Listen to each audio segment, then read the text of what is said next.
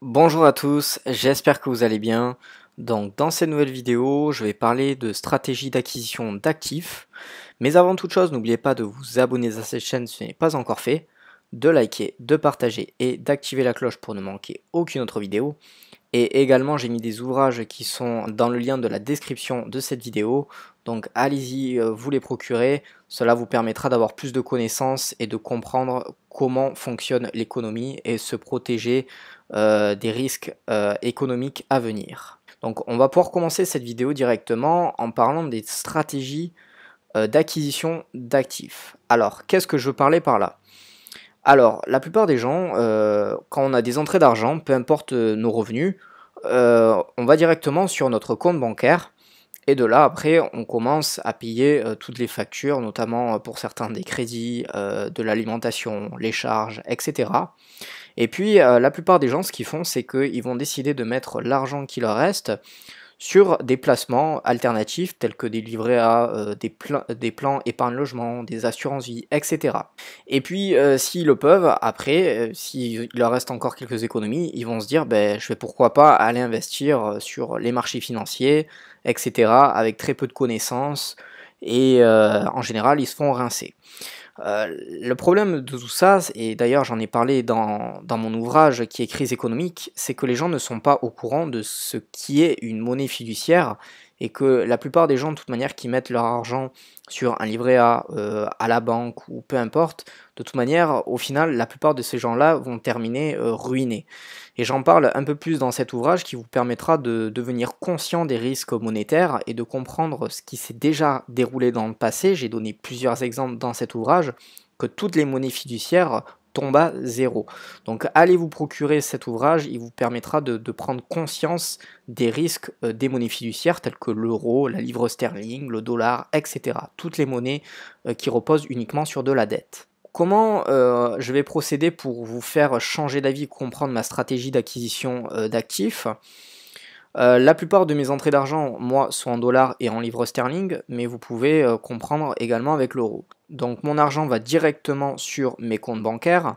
La seule chose, c'est de la manière dont je vais utiliser cet argent papier, cette monnaie dette. Alors, il va être vraiment important de comprendre ce que c'est que la différence entre des actifs d'efficacité et des actifs de rareté. Des actifs d'efficacité, pour moi, ce sont des actifs tels que investir sur les marchés financiers, l'immobilier, tout ce genre de classe d'actifs.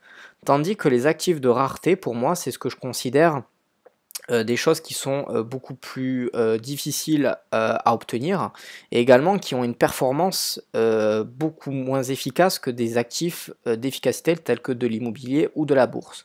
Par exemple, ça peut être de l'or, ça peut être du whisky, du vin, ce genre d'actifs.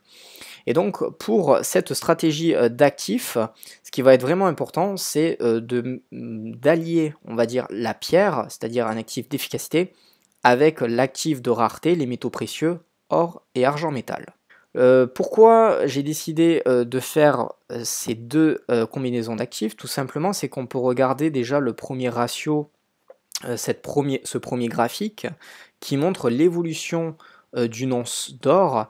Et on voit que en période d'incertitude, notamment après la crise de 1929, il y a des booms de l'or qui s'effectuent et c'est ce qu'on a pu le voir juste après la sortie du confinement, c'est-à-dire l'or qui a commencé à grimper. Un autre indicateur intéressant qu'on peut remarquer, c'est également le sucre. Lorsque le sucre commence un peu à s'agiter, cela est plutôt mauvais signe, c'est-à-dire qu'il va y avoir des incertitudes, et donc à ce moment-là, se réfugier dans des actifs tels que l'or peut être une bonne solution. Je vais vous donner un exemple très concret, c'est-à-dire qu'en 1979, pour acquérir un bien immobilier qui valait à peu près 73 000 $, donc ça c'était la moyenne du marché immobilier en 1979, il vous fallait à peu près une once d'or, donc 268 $ l'once. Et quand on regarde le prix de l'immobilier en 2023, le même bien immobilier, il valait 514 000 $. Et donc on se dit, mais comment le prix a pu évoluer autant à la hausse en l'espace de plus de 40 ans? C'est le prix qui est à 1917 $ l'once. Et lorsqu'on divise ce prix, les deux prix, que ce soit en 1979 ou en 2023, c'est qu'il vous fallait 268 onces d'or, que ce soit en 1979 ou en 2023. C'est-à-dire que grâce à ces 268 pièces d'or, vous aurez pu transporter votre épargne à travers le temps sans le moindre effort et sans le moindre placement sur des livrets A ou avec des taux d'intérêt quelconques, car en fait vous transportez votre épargne à travers le temps. Parce que beaucoup de gens se disent épargner à l'heure d'aujourd'hui c'est impossible. Oui, parce que les gens épargnent de la fausse monnaie, ils épargnent de la dette, alors que lorsque vous épargnez la monnaie de Dieu, c'est-à-dire l'or et l'argent métal, en aucun cas vous êtes perdant au final. Vous transportez seulement votre épargne à travers le temps. Et donc, pour une petite conclusion, je vais vous faire un schéma très simple. C'est que la plupart des gens, ce qu'ils veulent faire pour acquérir un bien immobilier, c'est qu'ils vont économiser la monnaie fiduciaire, donc soit de l'euro, de la livre sterling, du dollar. Et au final, ils subissent l'inflation et ils ont une perte du capital. Car quand, par exemple, des gens vont mettre, je sais pas moi, de l'argent sur un livret A à hauteur de 6 ou 7% par an et que vous avez une inflation à 13, je suis désolé, vous perdez 6%. Donc c'est ce que font la plupart des gens, c'est qu'ils veulent économiser mais ils seront toujours perdants. Et au final, ça va prendre beaucoup plus de temps pour leur permettre d'acquérir un bien immobilier. Alors que les personnes un peu plus informées, ce qu'elles vont faire, ben, tout simplement, c'est qu'elles vont décider de transformer leur monnaie fiduciaire en or et en argent métal.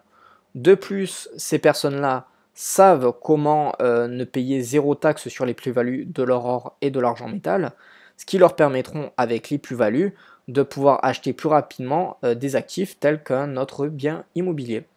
Voilà tout simplement une stratégie que je voulais vous faire partager de comment je permets d'acquérir des actifs beaucoup plus facilement.